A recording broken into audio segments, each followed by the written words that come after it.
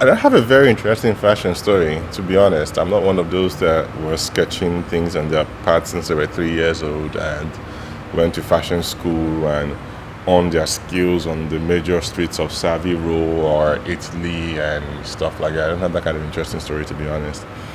I I got into fashion out of love of clothes. I love clothes dearly, and since I was growing up, I just loved wearing clothes. And I did home economics in my secondary school, so I used to sew the aprons and the stuff with my hands, fiddle with my mom's, fiddle with my mom's sewing machine. Broke the needles a few times, made myself a few knit packs in primary school. But I never thought it was anything. I just thought it was something I liked doing, and it came to me easy, to be honest. In secondary school, we used to make shirts by just doing a simple back stitch, and we'll make a shirt and we'll wear the shirt. So it was nothing. It was just doing stuff. It's in university I started what people call now personal shopping. I used to take money from my friends and go to Onitsha market and go and buy, Levi's 501 jeans and Chicago Bulls face caps and Los Angeles Lakers face caps and stuff like that. So I'll go in the morning, come back the same day, and everyone will take their stuff. And that's pretty much how the love of clothes really pushed me. Then when it got to the point whereby I wanted something, I couldn't afford it, or I couldn't just get what I wanted, then I'll make it. As I grew older and I went to England to study, I started buying things for my brother to sell. They used to sell clothes. I was shopping for them and sending things down and stuff like that. And I think from that point on, England just exposed me to fashion, even more. Wearing fashion, participating in fashion, just like any other person that consumes it, was just fun for me. It was I never thought I would be doing this today. So yeah, I got a regular job. I worked in marketing for years, and I started by making ashoke waistcoats for weddings. It's pretty interesting. I'm coming back to the wedding line again, because it was a friend of mine, and the girls always have their colors sorted. It was lilac and purple, and the guys, we can't afford to buy new suits, so we just wear black suits. So I just thought, why don't you make something in the color of the day? So why don't you just do something in lilac and purple? And the guys were like, why are you going to get lilac and purple to do? And we're like, we make waistcoats. And where do you get the fabric? I'm like, we just go and weave ashoke. I know the lady that weaves ashoke really nice. You wouldn't know it's ashoke. It's really nice. I got the pieces, went there. She did it for me. I made the waistcoats, and everybody looked really sharp. And after that, I think I did like 5 or 6 weddings for friends. It was my contribution to the wedding, so I wasn't doing it for money. And that's what it was, really, pretty much. Then every time I did something for myself, people would ask, oh, okay, same cliche thing, where did you get this from? I'm like, I made it my tailor. I just got my tailor and he sorts them out. So it was never about me, to be honest. Then when I started understanding fashion even more and wearing clothes, I started realizing that my suits were really big. Those that I thought they were really cool, they were actually massive. And then I realized that if I went to get my body fit, I couldn't get my sleeve because my hands are really long. So if I get the body fit right, I wouldn't get the sleeve. If I get the sleeve right, I wouldn't get the body fit right. And that was a big issue, even down to shirts. So I started buying the clothes and started bring them home, and I'll get them adjusted to what I wanted them to be. So the final outcome of that, people started liking it. Like, oh, the suit is quite fitted, man, I like this one. I'm like, to the next suit, I did the thing to it. So, that's how it pretty much kicked off. The actual art or act of getting a pen and a paper and sketching and designing an outfit in my books is actually 10% of the work.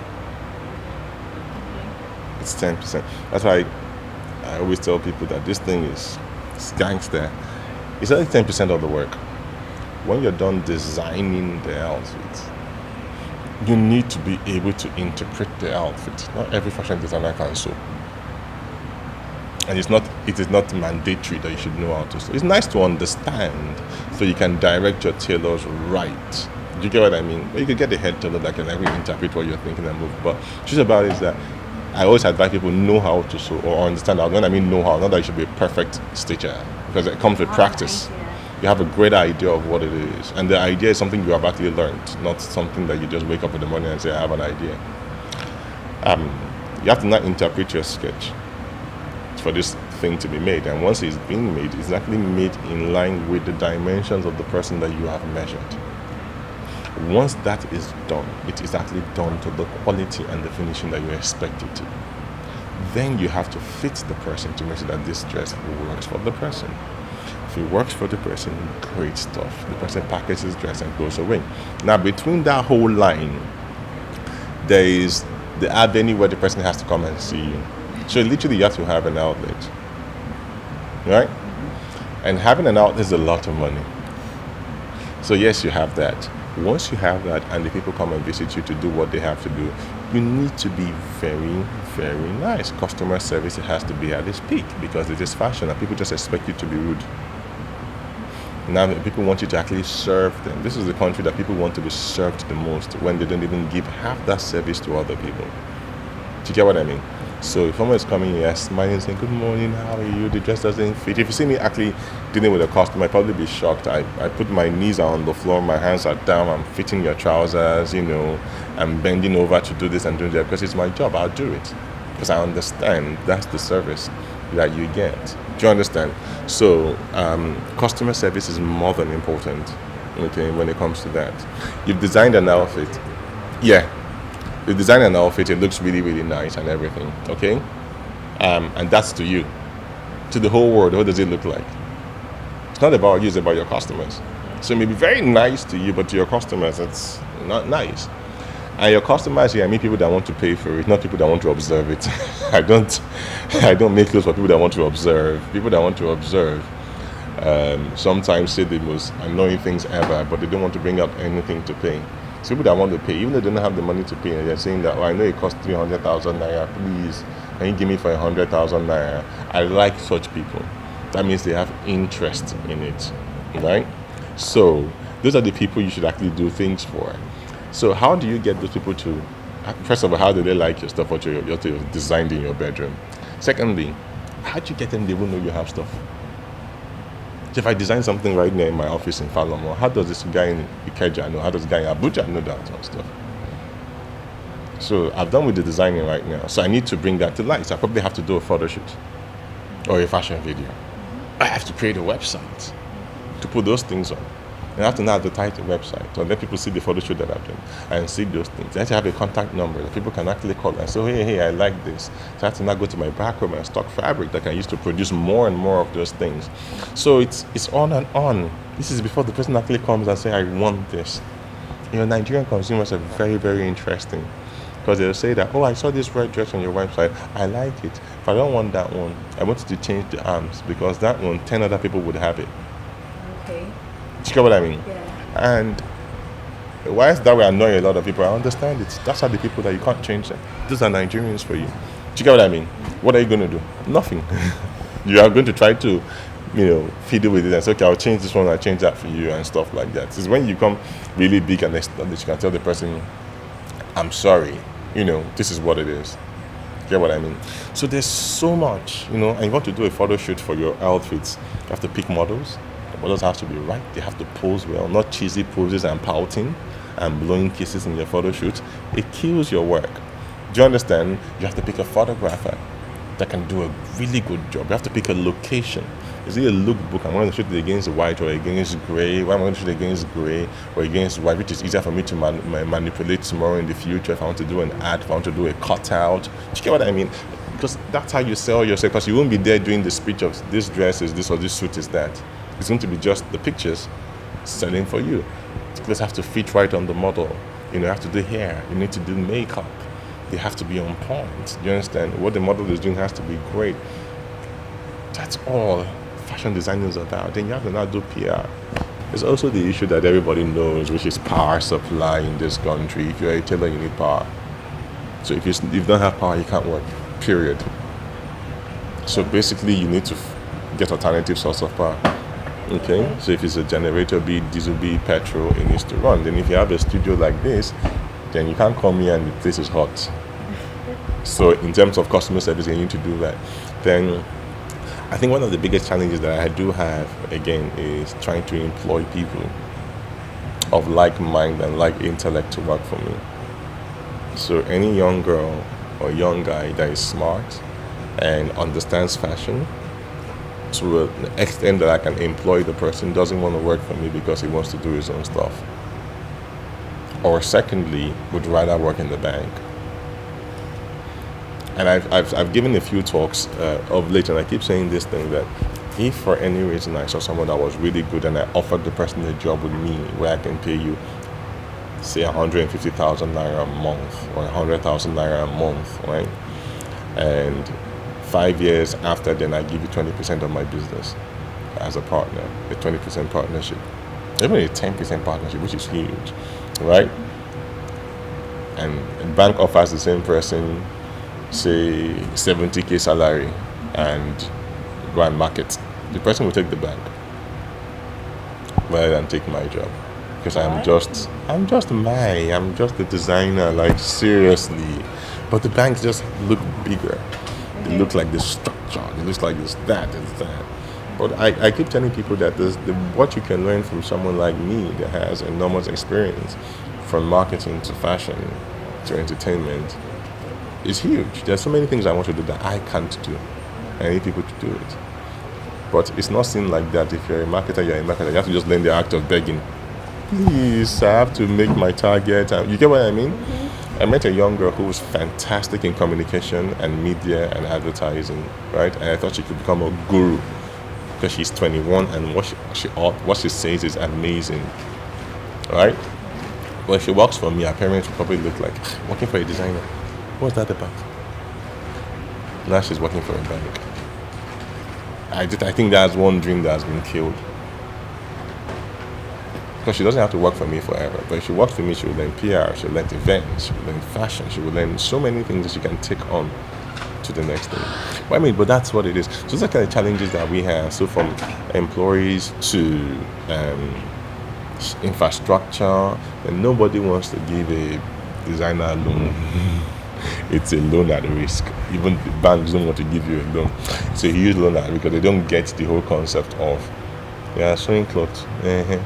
How will you pay back my... You get what I mean? Yeah. Designer houses around the world are huge. They're richer than telecoms in this country. That's what people don't get. And we can get there, not as one, but as plenty.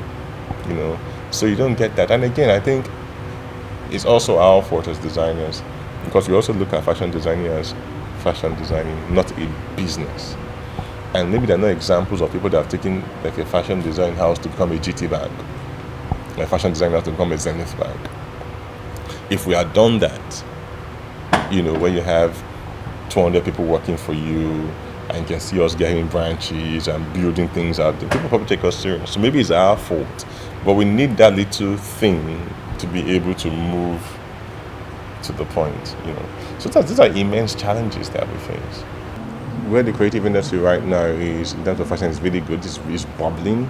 It's really bubbling. Like, there's a lot going on. Every day I turn, I see more and more nice things. It makes me even feel more challenged. Like, oh wow, these kids are amazing. Stuff like that. And I think it's time for us to turn these things into institutions and turn into money-making ventures. And I think that's what we should go to. I'm not a sucker, not like I hate it or I'm discriminating against it. I'm not a sucker for let's go international. Because the guys international are coming here. They're looking for ways to break into Africa. You want to take off there when you have the whole of Africa to break into. So I think it's that let us be kings of Africa and rule in Africa. So I would tell people, let's think of how to break Nigeria. Abuja, Port Harcourt, Benin, Akure, Yanogoa, Sokoto, Kaduna. It's huge.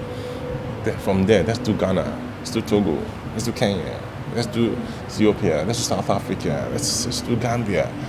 Before we start thinking of going to London and New York. Do you get what I mean? Because you can sit down here, and I always use the words of Dangote. Dangote is the richest black man in the world. He is here. There's no Dangote fruits in London. He is here. He's the richest black man in the world. Do you understand? So he doesn't have to go international. We're all selling products. Our products are our clothes. There's nothing different. So I just think that it is bubbling and it is hot. It is on fire. I want that to turn into,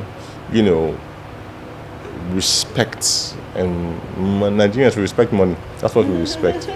You see, that's a fashion designer now. And, he lives in VGC of what he's doing. He lives in Parkview and lives in Banana Island. And people are like, oh, wow. All of a sudden, there's respect. There's that thing there. And that's the way it comes. I think it's important to be creative and have fun in what you're doing and have passion to drive it. I believe that to be successful in the industry, you should also have the commercial sense. I think it's really important to have the commercial sense, which is, think of it as a business. Think of it as a fast food business or a hoteling business, so that you have to do everything to a certain standard. I think that's what we miss in fashion.